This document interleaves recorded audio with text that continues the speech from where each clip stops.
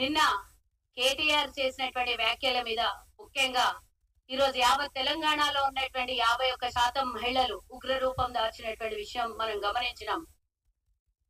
అసలు వాళ్ళ కుటుంబంలో మహిళలకు గౌరవించే పద్ధతే తెలియనోళ్ళు ఈ రోజు రాష్ట్రంలో ఉన్నటువంటి 2 కోట్ల మంది మహిళల్ని గౌరవించే తత్వం ఉంది అనేది మాత్రము ఎవరు కూడా అనుకోరు. వాళ్ళకు యథా రాజా తదా ప్రజ అన్నట్లు గతంలో తొలి తెలంగాణ అసెంబ్లీలో ఒక్క మహిళా కేబినెట్ మంత్రిని పెట్టకుండా 5 సంవత్సరాలు ఒక మహిళా కమిషన్ చైర్పర్సన్ ని పెట్టకుండా వ్యవహారం నడిపించినటువంటి వీళ్ళు మహిళలకు ఎంత గౌరవిస్తారో గత 10 ఏళ్లు మనం చూసినాం.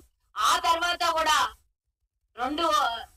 ఇద్దరు మహిళా మంత్రుల్ని పెట్టి అది కాంగ్రెస్ లో నుంచి పోయిన ఒక మహిళని ఇంకొక పార్టీ నుంచి వచ్చిన ఇంకో మహిళని పెట్టిన కానీ వాళ్ళ మహిళని గుర్తించే అది కూడా మేము లొల్లి చేసి ధర్నాలు చేస్తే మహిళా కమిషన్ ఏర్పాటు చేసిండ్రు, మహిళా మంత్రుల్ని పెట్టిండ్రు.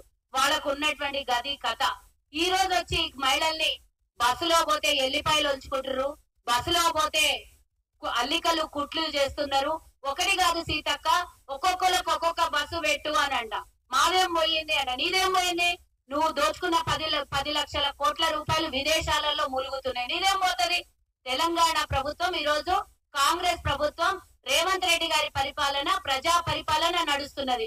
ఇష్టం వచ్చినట్ల నోటికి దురద ఎక్కువయ్యి నోటికి వచ్చినట్ల నోటి దూల ఎక్కువయ్యి మాట్లాడితే కేటీఆర్ కి ఖబర్దార్ అని హెచ్చరిస్తున్నాం. మేము మహిళల విషయంలో హద్దు మీరు మాట్లాడుతున్న కేటీఆర్ మహిళా సమాజానికి నిన్న రాత్రి నేనేదైనా నోరు జారింటే నన్ను క్షమించండి అని ఒక ట్వీట్ పెట్టడం కాదు, బహిరంగంగా ఎట్లయితే మహిళల్ని నువ్వు నిన్న అవమానపరిచినావో అదే రూపంలో బయటికి వచ్చి క్షమాపణ అడగాలి, ముక్కు నేలకు రాయాలి. ప్రతిసారి వ్యంగ్యంగా మాట్లాడే అలవాటు ఈ టిఆర్ఎస్ ప్రజలకి టిఆర్ఎస్ నాయకులకు అలవాటు అయిపోయింది. ఒక రోజు ఎర్రబల్లి దయాకర్, ఈ రోజు కేటీఆర్, గతంలో మీ నాయన ఇంకొకళ్ళు ఎవ్వరు కూడా మహిళల్ని గౌరవించలేదు. మీరు వచ్చి మేము ఇచ్చినటువంటి ఉచిత బస్సు ప్రయాణం మీద వ్యంగ్యంగా తొలి రోజు నుంచి బస్సు ఉచితంగా మేము అమల్లోకి తీసుకొచ్చిన డే 1 నుంచి మొదలు పెడితే ఈ రోజు వరకు 8 నెలలు దాటుతోంది. ఈ రోజు వరకు ఆ బస్సు ఉచిత బస్సు మీద ఏడుపు మీది. తెలంగాణలో మహిళలు ఉచిత బస్సులో ప్రయాణం చేస్తే కన్నుగుట్టినటువంటి బీఆర్ఎస్ వాళ్ళు ఏడుపు మీద అయ్యింది. ఈ రోజు ఆనందం, మహిళల ఆనందంలో కళ్ళల్లో ఆనందం చూడలేనటువంటి పరిస్థితిలో ఉన్నటువంటి వీళ్ళు ఇష్టం వచ్చినట్టు అటు అసెంబ్లీలో కూడా సీతక్క మీద పాడి కౌశిక్ రెడ్డి ఇష్టం వచ్చినట్లు మాట్లాడతారు. కేటీఆర్ ఏమో బయటకు వచ్చి మహిళల గురించి మాట్లాడతారు. అసలు మీకేం అర్హత ఉన్నది తెలంగాణ మహిళల గురించి మాట్లాడడానికి?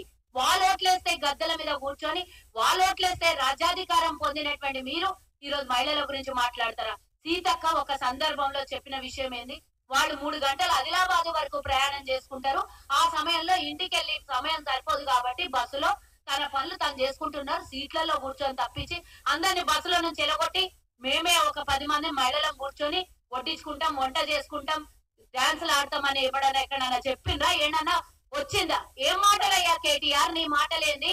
ఈ రోజు అందరూ తిరగబడి ఈ రోజు మహిళలందరూ ఉగ్ర రూపం దాల్చారు కాబట్టి ఒక్క ట్వీట్ పెట్టి వదులుతావా నువ్వు? డాన్సులు చేసుకోండి, క్లబ్ డాన్సులు చేసుకోండి, ఇంకా నయ్యం ఇంకేమన్నా అన్నవేమో. మీ ఇంట్లో మీ తల్లి ఉన్నది, మీ చెల్లి ఉన్నది, మీ చెల్లి జైల్లో ములుగుతున్నది. అదే ప్రతిపక్షాలు గాని తెలంగాణ ప్రజలు గాని అనొచ్చు కదా, మీ చెల్లెలు ఏం పని చేసి పోయింది అయ్యా జైలుకి అని అడగొచ్చు కదా. మరి ఎవరు కూడా తెలంగాణ ప్రజలకి మహిళలకి ముఖ్యంగా గౌరవం తెలుసు కాబట్టి నిన్ను నీ కుటుంబాన్ని బహిరంగంగా తిట్టి మరి దిష్టి బొమ్మలు తగలబెడతలేరు తెలంగాణలో ఉన్నటువంటి వ్యవస్థను చూసి. ఈ రోజు మీరు చేస్తూ ప్రతిపక్షంలో కాముగా కూర్చోండి, అయితే సలహాలు ఇవ్వండి, కానీ ప్రజలకు వ్యతిరేకంగా మీరు స్టేట్మెంట్లు ఇచ్చుడేంది? ఈ రోజు నేను కేటీఆర్ అడుగుతున్నా, మహిళలకు ఈ రోజు ఉచిత బస్సు ఇవ్వడం లోపల మీకు వచ్చినటువంటి నష్టం ఏందో ఒక్కసారి చెప్పాలి.